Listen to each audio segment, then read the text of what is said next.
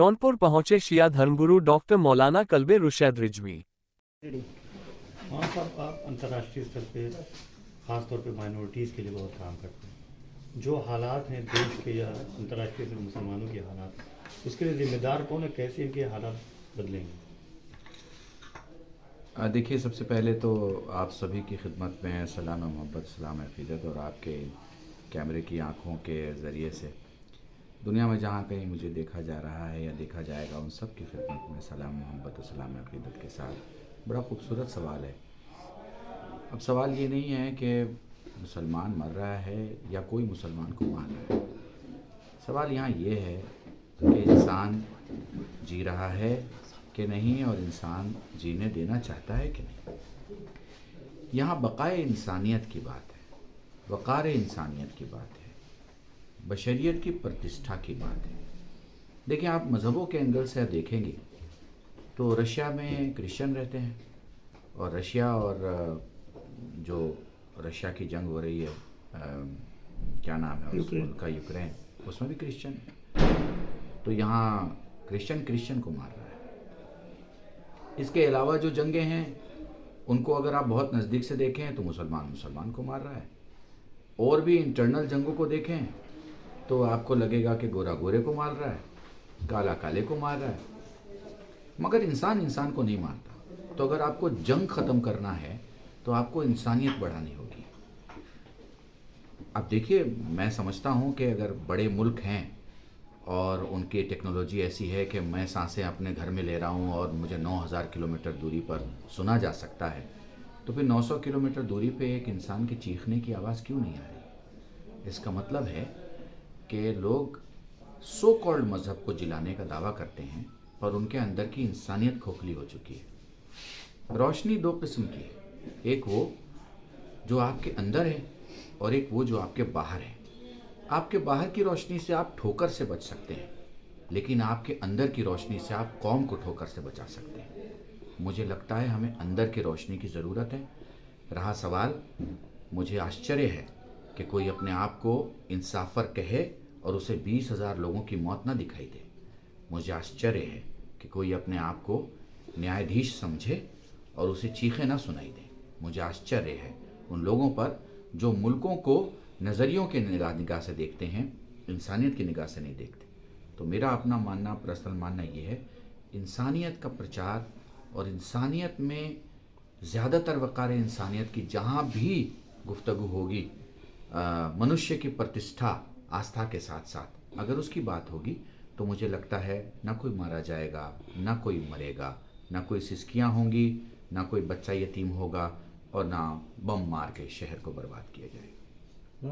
आज भारत का मुसलमान जो है सियासी अछूत बन गया है।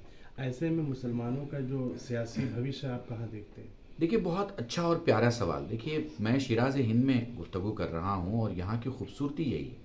खूबसूरती ये है कि इस वक्त मेरे पास जो ये इतने सारे कैमरे हैं और इतने सारी कैमरे की आँखें हैं, मुझे लगता है इसमें एक सुन्नी है, एक शिया है, एक हिंदू है, एक किसी और कौम से है, ये सब मिलके हैं, सबके सवाल एक है। देखिए, सबसे पहले भाई मैं आपसे अर्ज़ करूं, हमें अपनी सहाफ़त में इतना दिल बड़ा करना होगा कि हिंदू सवाल करे मुसलमान कमियों के बारे में और मुसलमान सवाल करे एक हिंदू मजलूम के बारे में। तब हम एक स्वच्छ और स्वस्थ देश और नेशन की उम्मीद और कल्पना कर सकते हैं। मगर आपने एक सवाल किया है, तो मैं पर्सनली ये फील करता हूँ कि किसी ने मुसलमान को सियासी अछूत नहीं बनाया। मुसलमानों की अपनी गलतियाँ हैं। आप एक बात बताइए, किसी मिश्रा और शर्मा की गलती का नाम पाकिस्तान है क्या? सोचिएगा, इस पे गौर कीजिएगा, ठीक है? किसी RSS, although I am not supporting any organization और I am not behind of any organization, मैं आपको ये बताना चाहता हूँ, हमारी मुसलमानों से पॉलिटिकल गलतियाँ इसलिए हो जाती हैं क्योंकि हमने सियासत में हमेशा ताबेदारी की, रहबरी की ही नहीं, तो हमारे पास सियासत रही नहीं। जब कभी सियासत हमारे पास आई तो हमने मसलहत की सियासत की, बिंदास सियासत नहीं की। आप मुझे 100 मुस्लिम पॉलिटिशियंस के नाम बताएंगे, कोई बिंदास सियासत करने वाला नहीं है, सब मसलहत की सियासत करते हैं। मुसलमानों को मसलहत की सियासत से बाहर आना पड़ेगा। मैं आपको एक एग्जाम्पल देता हूँ। एक बात बताइए आप, जंग बराबर बराबर की होती है? तो अगर 50% मुस्लिम वोट है और 50% मान लीजिए नॉन मुस्लिम वोट है, यहाँ खास तौर से मैं हिंदू शब्द का इस्तेमाल इसलिए नहीं कर रहा हूँ क्योंकि बहुत सारी प्रजातियाँ हमारे कौम में ऐसी हैं हिंदुस्तान में जो खुद को हिंदू नहीं मानती। मसलन जैन हैं, दलित हैं, बुद्धिस्ट हैं, माइनॉरिटी की बहुत सारी कौम है, माइनॉरिटी में सिर्फ मुसलमान नहीं है।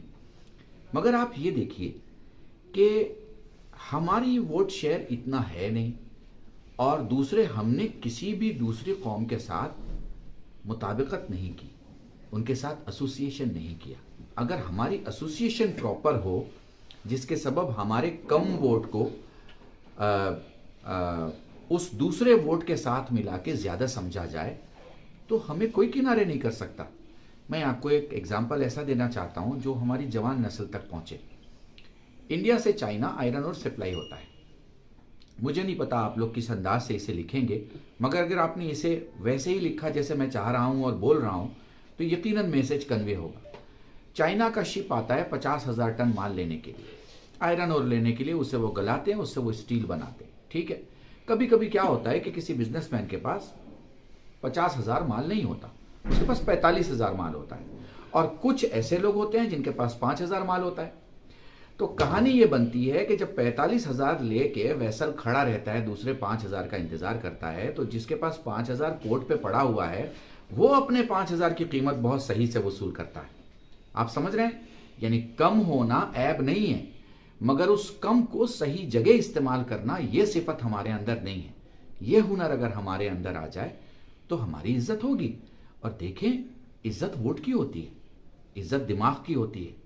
मगर हमारे पास वोट है वो घर में बैठा रहता है, और हमारे पास दिमाग है वो लड़ाने में इस्तेमाल होता है, जोड़ने में इस्तेमाल नहीं होता। तो मुझे लगता है हमें रियल पॉलिटिशियन होना पड़ेगा।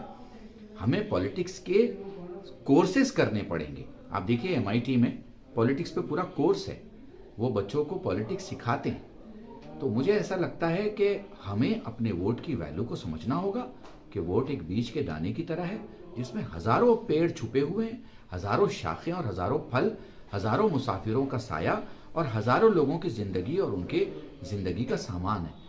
मुझे लगता है पार्टी, पॉलिटिक्स, वोट, नेता, ये आपकी ज़रूरत है। अगर कोई नेता आ रहा है आपके पास, आप देखिए, कोई डॉक्टर आता है कभी आपके पास कि मेरा इलाज करो, आपकी बीमारी आपको डॉक्टर तक ले जाती है। तो आप जब डॉक्टर तक जाएं तो ऐसा डॉक्टर चुने जो आपके कैंसर के इलाज को क्रोसिन से ठीक ना करना चाहता हो, उसको आता हो इलाज करना। मुझे लगता है मालूमात की ज़रूरत है ताकि हम इस हालात से बाहर निकल सकें। और हिम्मत हारने की तो हुजूर ज़रूरत नहीं है। मैंने एक बहुत बड़े मजमे में कहा था कि मुसलमान अगर किसी नेता के पास किसी जलसे में और किसी भीड़ में जाता है तो खुदा की कसम जान बचाने नहीं, हिंदुस्तान बचाने जाता है।